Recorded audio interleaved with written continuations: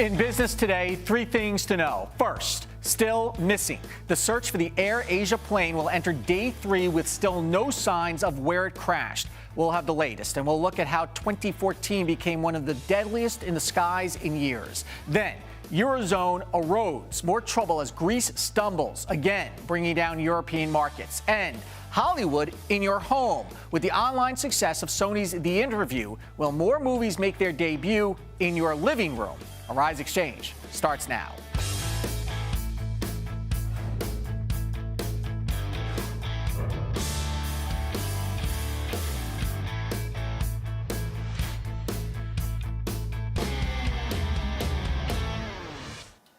Hello, I'm Andrew Schmertz. We'll get to all the business news in a moment, but first an update on the search for the Air Asia plane that disappeared on Saturday. Indonesia is now asking for U.S. help in locating the downed aircraft, which likely crashed into the Java Ocean after encountering severe weather. Investigators think it crashed into the sea and not on land based on its flight path and where it disappeared from radar. As of now, there are no signs of the Airbus and the 162 passengers and crew that were on board. A little later, we'll discuss the aviation safety record of 2014, and Arise America, of course, will have complete coverage later tonight. Turning now to the markets. It's going to be a relatively quiet week on Wall Street, but the S&P 500 did close at another record high. The Dow Jones Industrial Average, however, snapped a 7-session winning streak. Let's take a look at the final numbers. The Dow closed down about 15.5 points to 18,038.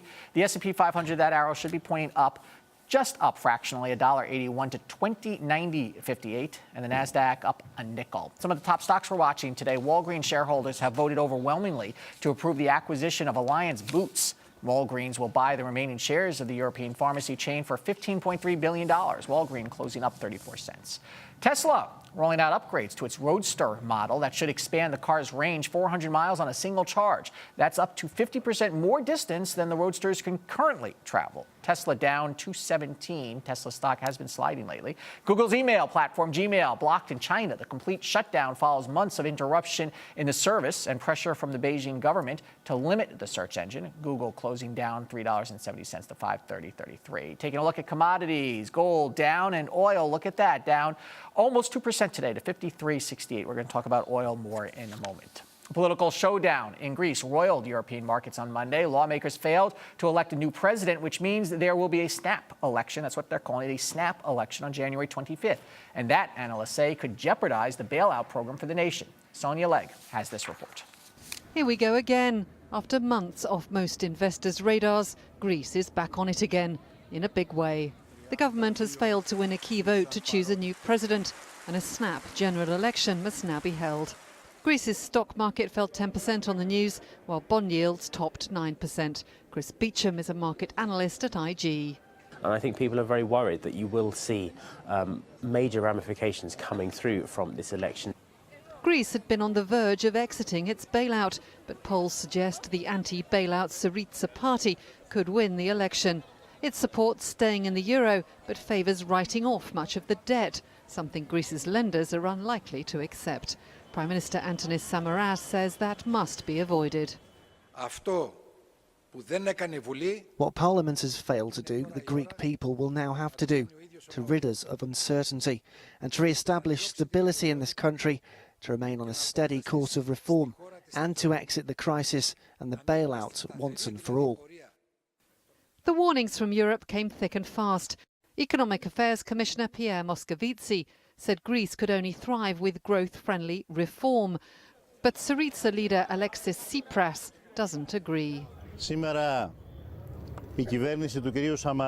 Today, the government of Prime Minister Antonis Samaras, which has plundered society for 2 years and which has already committed to new measures, is history.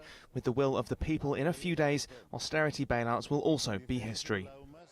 After years of blood, sweat and tears trying to keep Greece in the Eurozone, most other members want it to stay. But the deal is different this time around. It's not so much the sense of contagion that you had when the crisis was at its height. There's not the really idea that if you get Greece leaving, then you'll get all the other weak economies following suit as well. Greece will be treated very much as the experiment to see what happens to a country if it leaves the Eurozone. The current government hopes that won't happen, especially when there are finally signs of growth after 6 years of recession. But many of these homeless people who had to rely on the local authority for a meal on Christmas Day may see it differently. Milton Ezrati, senior economist with Lord Abbett, is here to talk about the markets and Europe as a whole. Milton, welcome back to Arise Exchange as always. We just saw the story on Greece. All of a sudden, Greece is back in the news. I thought we had put Greece behind us, but it rattled the markets today in Europe, certainly. Well, it does, because there's a lot of uncertainty now. I mean, even after the 25th, we still don't know which way Greece is going to go. And if it leaves Europe, and it's a small economy, and if you're a pure economist, you say it doesn't matter. Right. But it could set a tone for the rest of Europe, particularly if Greece starts to reschedule, and therefore some of the bondholders get stiffed on their payments. So this could be there's very two dangerous. risks. There's risks of a default, as you're saying, still an overhang for Greece, and then there's a risk that they could leave the EU. There's a list, yes, a risk that they could, not the EU, but leave the Eurozone. Go Leave the back to the Eurozone. drachma. There would be a lot of losses to anybody who's lent money to Greece or in Greece. And the pressure to do so is because austerity has sort of been forced on them? Yeah, austerity has been forced on them to keep up with this, what is for the Greeks an overvalued currency. Maybe not for the Germans, but for the Greeks. Once they step away from that, then they have another way to solve their problems, which would be devaluation. But of course, that hurts a lot of people. And we talk about this a lot right now. The U.S. still immune to these issues, you think? I don't think the U.S. is immune to them. It's certainly more distant, the European banks in particular. But U.S. financial institutions hold a lot of the obligations of the European financial institutions that own the Greek bonds. So we are not immune. Okay, let's talk about oil, because it is the headline that we talk about almost every single day. Just when we say it's not going to go down, it keeps going down. Overall, the markets seem to now have become resilient to the falling price of oil. I think, I don't know, but it seems like the shock waves for the markets have worn off. Have kind of gone off a little bit. Well, I think when it first came down, people didn't know what to do with it. Now I think there's a consensus forming that it's good for the economy, net, not good for the oil sector, obviously, but good for the economy and good for a lot of areas in this market, whether they're utilities or transportation stocks. So I think the market is coping with this situation. The problem is that it's still a very volatile area. Do you look at how far you think oil prices may go? Well, we do supply-demand, a global supply-demand issue, and we come to somewhere around $60 a barrel, which would suggest to us at Lord Abbett that it's not likely to fall a whole lot further. That's about as far But they as say it can go. $60 a barrel will cause real pain. I mean, it's already causing pain to Russia, causing pain to African nations, and causing pain to Saudi Arabia. Saudi Arabia is sort of just like bearing that brunt right now. But $60 a barrel, they say, may be hard for them. $60 a barrel will also hurt Iran more than the sanctions do. Right. Well, and that's what Saudi Arabia is counting on, right? Yes, that's what Saudis are looking for. So it will hurt the oil producers, particularly the less efficient oil producers, which happen to be the Middle Eastern and the Russians. Does oil, and then you look at what's going on in Greece, in Europe, is it just becoming once again, are we headed towards really fragile territory? Well, I think we are. And I think we'd be kidding ourselves. It's fine to say, well, all right, it can go to 60. It might go as low as 50 on technical issues. That's the way we see it at Lord Abbett. We have to realize that still a great deal of oil comes from the Middle East. It's not the way it was some years ago. And if there's any trouble there, if ISIS seems to be rising in terms of its ability to take territory, or the United States comes at loggerheads with the Iranians again, oil could be $100 and something a barrel. Very quickly. Overnight. As quickly as it fell, it could go Right. back up. All right, let me ask you just your forecast for 2015 in equities. What are you thinking? I think equities could be up 10, 12% in 2015. Another good run, and There's that's still because Fed-driven or fundamentals? Fundamentals. The That's what economy we will wanna hear. continue to grow, probably not as fast as it has, but there's value in this market, still value in this market. Okay, Milton Ezrati with Lord Abbett. Thank you and Happy New Year. Thank you, and Happy New Year to you. And coming up, did the world's aviation safety record take a hit this year? You're watching Arise Exchange. Stay with us. As always, that was great.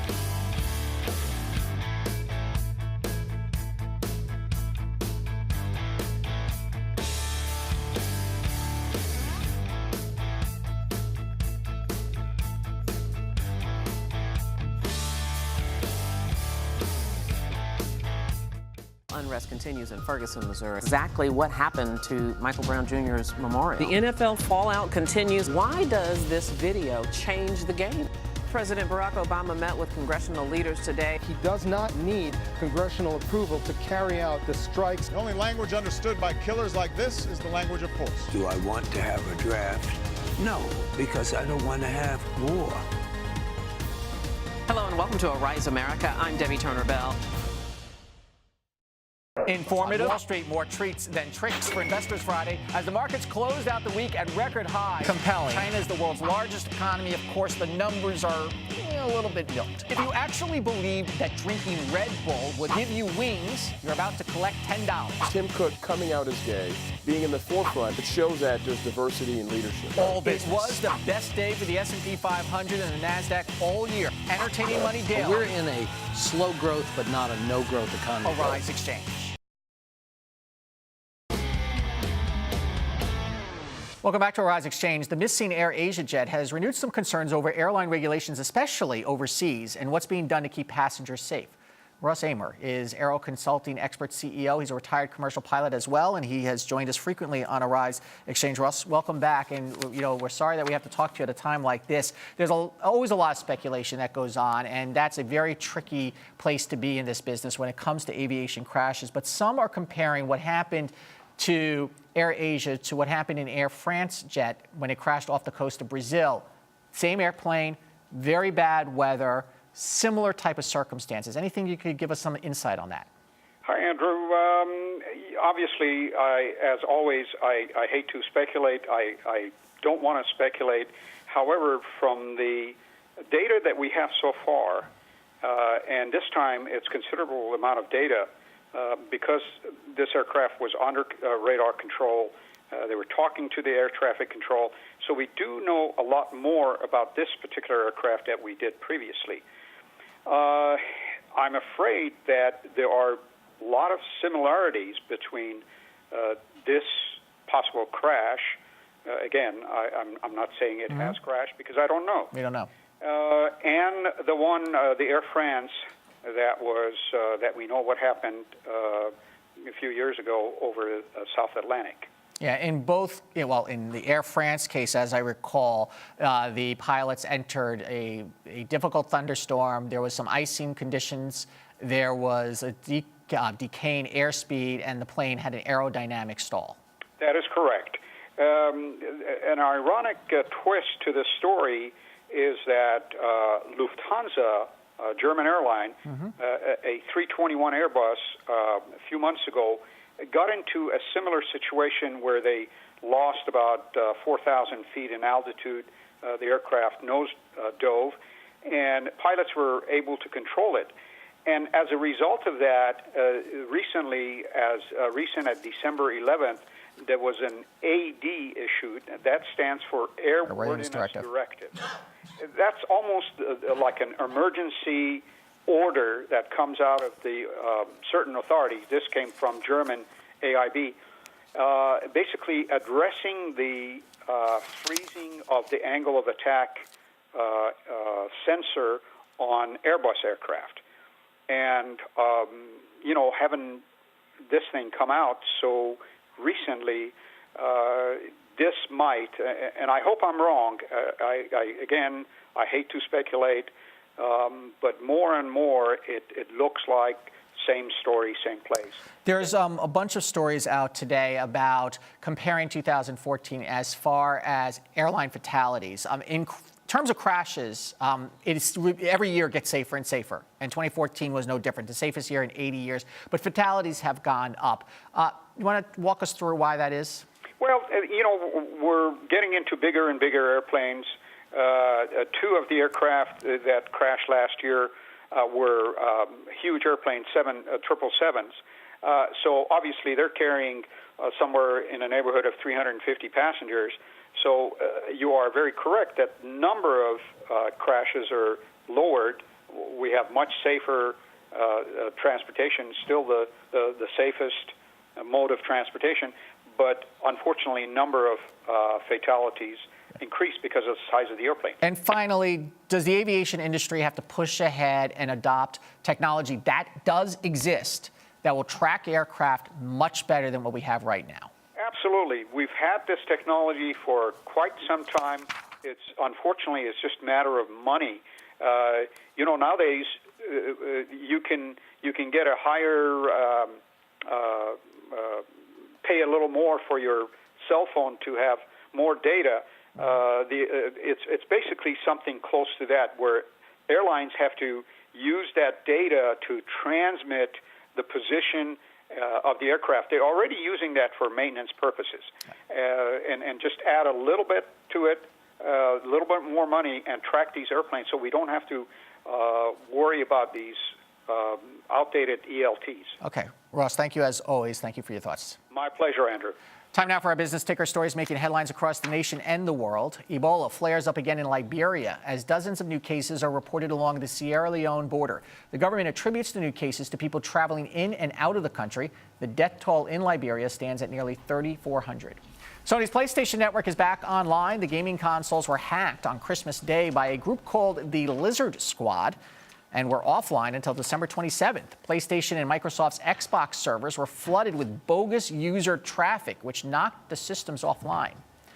Do fries come with Shake Shack's IPO? The burger chain has filed for an initial public offering. Shake Shack operates 63 restaurants in places such as London and Dubai and is eyeing a $1 billion valuation. Shake Shack applied for the ticker symbol SHAK, S-H-A-K, on the New York Stock Exchange. And Prosecco sales are quite bubbly. Prosecco, which is made in Italy, has become very popular in the U.S. Sales rose 32% in 2014, far outpacing competitors, and its more expensive cousin champagne. And get this, sparkling winemakers earn 20% of their annual revenue during the last 3 weeks of the year. Well, the oil markets hit a 5-year low today, and again, with crude prices on a steady downward trend since late July, it's been one milestone after another, and it's already made millions of Americans happier about fueling up their cars. So how else will travelers benefit? Gabe Saglie is senior editor at Travel Zoo, joins us now with more on what consumers can expect for the new year. Gabe, good to see you here in the studio. Thank you for coming. It's a pleasure. Wow, these oil prices took a lot of people by surprise. Yeah. So are people hitting the roads? Are they driving more? I think that the road trip is going to make a big comeback in 2015. With the prices as low as they are at the gas pump, I think people are inspired to actually look at taking on the roads. I think the bus industry, megabus, Greyhound, could become certainly a much more viable alternative to people. And the drivable markets throughout places like the Northeast, the Midwest, the West Coast could actually see a nice little bump in travel as we head into 2015. Okay, so we're going into 2015 with oil prices being, I imagine, with labor costs, the biggest cost of the travel industry and moving people around. Yeah. So what is your forecast going into the first quarter? Well, the biggest thing is that the airlines really don't have a huge incentive to lower their They fares. certainly don't. I mean, they're going to argue that, look, we lose money all the time.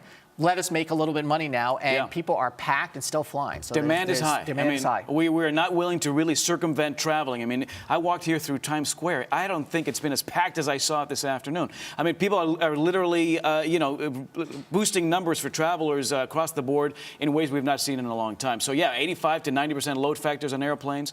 The fact of the matter is, fuel accounts for about 35% of operating costs for the airlines. There's a lot of reinvestment going on now. The airlines are in a bit of a shopping spree. They've ordered 10,000 aircraft in the last 5 years from Airbus and Boeing. So there is money going back into the system. I think generally, we'll benefit in the way of cushier economy class seats and so on. I don't know if we're getting cushier economy class seats. That's a nice thing to think. Well, I think that a lot of these cabins are being reinvented. I mean, I flew here and with better seats. They're spending, one airline, Lufthansa, I think, spent $6 billion on making a new seat. When people look at falling gas prices, do they consider the car overflying now? Does that become something they actually consider being in the car a little bit longer? I think if you're a family of 5, you're looking at the cost of traveling. Airfare is one item. All these baggage fees that came into effect in 2008 are not going anywhere. And you sort of do the math. I think that the drivable vacation definitely is going to see a bump. Where is the drivable vacation as far as how far are willing people to drive? And I guess it depends on how many kids you have in the car screaming at you. Well, we're looking at usually about 150 to 300 miles as sort of the comfort zone, the kind of trip you can take within the course of a day, maybe an overnight trajectory. But I think that is going to be a big factor in the early part of 2015. Airlines are looking at a very slow uptick when it comes to really responding to fuel prices. Very volatile. So for them to respond immediately on something that could change in a couple of days or a couple of weeks. Well, we have to remember the price goes down now, but they're still paying prices from the summer depending on how they hedged. Yeah. And that's a little, there's still a flow into the gas stations as well. That takes a little bit of time to get there. A lot of these contracts are still in effect for another 3 to 6 months. So maybe as we head toward the summer season of 2015, we'll see a bit of a drop-off. But if consumer demand remains as strong as it is now, it is unlikely that we'll see a very dramatic drop in airfare. I think people will therefore look at things like the drivable vacation. The cruise industry will still be very aggressive in 2015. And I think the hotel industry, resorts, are in some ways subsidizing what airlines are doing, so that on the ground, at the other end of that flight, you actually are seeing some incentives. And I think that, there's a willingness to absorb some of that on the other end to allow people to maybe take a hit on the flight, but save once they hit the ground. Okay, Gabe, thank you as always. Sure. Good to see you. Ahead, the person named the worst journalist of the year is our favorite person of the day. You're watching Rise Exchange.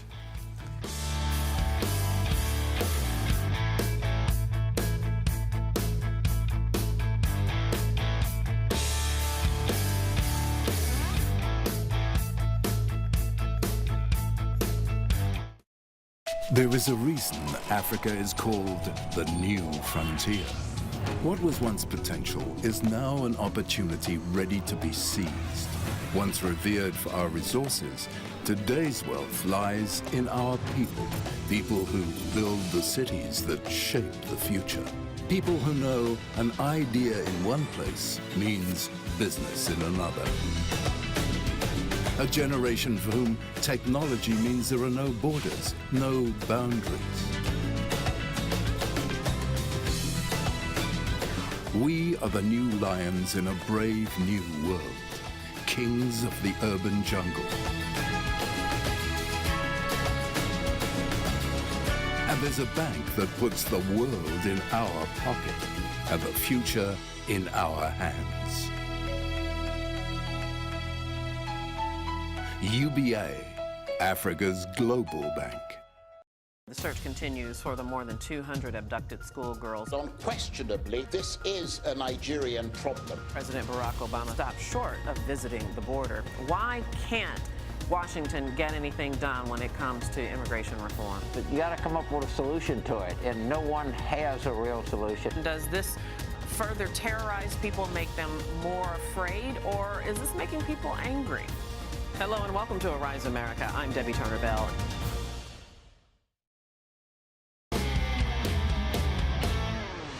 Time now for our favorite person of the day, when we pick one person who grabbed our attention and not for the right reasons. Today, it is the man the Columbia Journalism Review has named as the worst journalist of 2014, CNN anchor Don Lemon. It's hard to crank out a steady stream of journalistically questionable comments, but Don pulled it off time and time again. First up, during coverage of the missing Malaysia Airlines flight, he asked the probing question, is it possible the plane was swallowed by a black hole? The answer was no. During an interview of a woman who accused Bill Cosby of rape, he said, quote, "You know there are ways not to perform oral sex if you don't want to, meaning the use of teeth, right?" Yeah, said that. While on the scene in Ferguson, Missouri, covering the unrest in that city, he commented, quote, "Obviously there's the smell of marijuana in the air."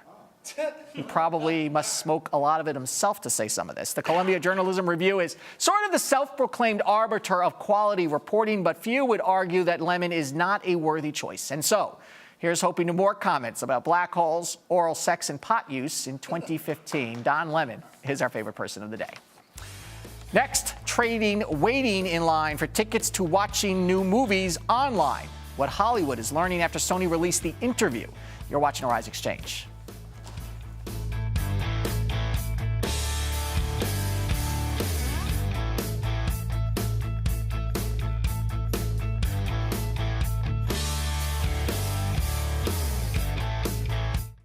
Apple unveiled new products today. Did it meet expectations? Apple stock is up 20%. The White House says it has proper measures to contain the spread of Ebola. This seems to be, in some ways, exploding. What are officials saying? We remain focused on working with our partners on the ground to stop the epidemic. Enhanced measures have been put in place in Africa and the United States. This is hitting home in a very real way, and I think, we need to be concerned. Hello and welcome to Arise America. I'm Debbie Turner-Bell. Global. It's Monday, so it must be time for a new round of sanctions against Russia. Nigeria is open for business, and you are getting a handle on this situation. Compelling. Time for liquid lunch, things that make us want to drink. Could she have been separated at birth from, say, Grimace, all business. Money's coming out of these countries, and that flow is part of what's driving the equity markets. Entertaining money daily. It's about reimagining. Arise Exchange.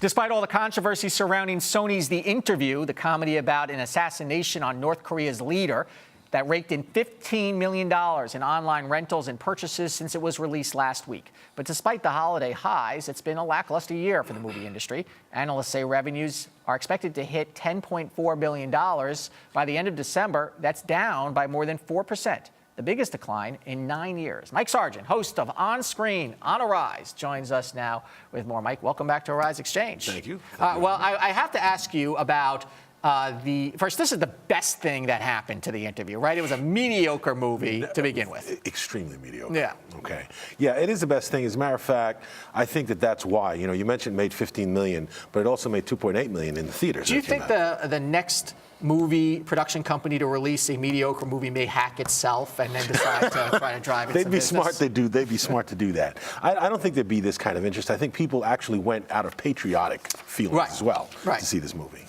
Okay, but what was really interesting is they released it online on Google Play, on YouTube. They charged $6 for it, which is like a third of the price of a movie ticket in New York City these days. Did Hollywood accidentally hit on a formula here? Well, no. In actuality, the whole idea of releasing a film, what they call day and date, online and in theaters, either a little bit before in theaters or a little bit before online, has been going on for a while, but not a film this big. It's usually for smaller films. What might change as a result of this is, because right now this is the biggest online film that Sony's ever had. So what it could do is change the perception, because there are people who want to see a movie in the theater, and there are a lot of people who just can't. They have to stay at home, and they'd rather see something big. And the perception among Hollywood stars and business executives, I imagine, because, you know, releasing a movie online is sort of like self-publishing a book, many people think. Well, it's not it is, really but legitimate. See, here's the thing. When you release a movie in the theaters, okay, the first few weeks, you've got to share a bunch with the theater. Well, no, there's a question. The economics are something the movie industry would love to cut the theaters out, or would like to own all the theaters as they used to do. Yes, they do. And I think that's the difference. I think this actually was a blessing for them, because I don't think this movie, for Sony and for The Interview, I think that they wouldn't have done or had the kind of interest. I mean, there was interest, but Seth Rogen and James Franco are not necessarily known for putting out the greatest films, but they're funny, they're mindless, and that's what this is. This is moderately funny. So now when they come out with new movies, do you think you're going to see some dual releases in the theaters and online? Well, I think yes. I think it's already been happening, and I think what may happen now is films that they're a little more iffy about, we may see released that way. Films that could have a market that would stay home, whether it's kids' films or films that are, usually it's films that are under 20 million, not a 40, 50, 60 The thing million about kids' film. movies, though, kids see the same movie over and over again. Yes, they do. Horror movies are the crack of Hollywood because you go back over and over again. Can you get that kind of play online? You can't get that kind of play, but again, it depends on why you go to the movies. You know, if you go to the movies for that shared experience, then you're going to want to see it in the theater. But what Hollywood has done really is kind of fractured their audience. They've got people there are a lot of people who don't ever have to go, because most movies, even the biggest movie, comes out in 3-4 months on DVD. So you don't have to wait. So you don't have to deal with the lines and the cost and whatnot. You can just buy it. So I think by cannibalizing their audience, this is just moving us more towards that. Okay, so what do you think is the next step here? At the end of the day, how well will The Interview do? And, you know, are we going to hear more about online? Well, I think we definitely will hear more about online. I think one of the things, the unique thing that they did, Sony, besides releasing it to all the platforms, and they just released to iTunes as well, they set up a designated site. And that's new. That's new. That's never been done before. And the idea of having a designated site now was more. It costs more than to go to Amazon or Google Plus or whatever that. But the idea of having a dedicated site where you could just go see that movie, that's a whole new thing. And the movie industry production can keep all of the money to themselves. Yes, they can. Yeah. And that's they pretty sell serious. Your popcorn through the site, though? No, but guaranteed there'll be giveaways and there'll be things, coupons. And maybe online chats with the stars. I mean, there's lots of things they can do that they can't do right now. Very Mike true. Sargent, thank you so much. You're welcome. Tomorrow on Rise Exchange, the best ideas are often born under the worst circumstances. A new business that's helping inmates stay connected to those on the outside. Let's take a look at the markets once again. That's a record for the S&P 500. The arrow should be up to 2090.58. Very light volume, though, all week we're going to expect for the markets heading into the new year. I'm Andrew Schmertz. Thanks for watching Rise Exchange. See you tomorrow. Stay right there.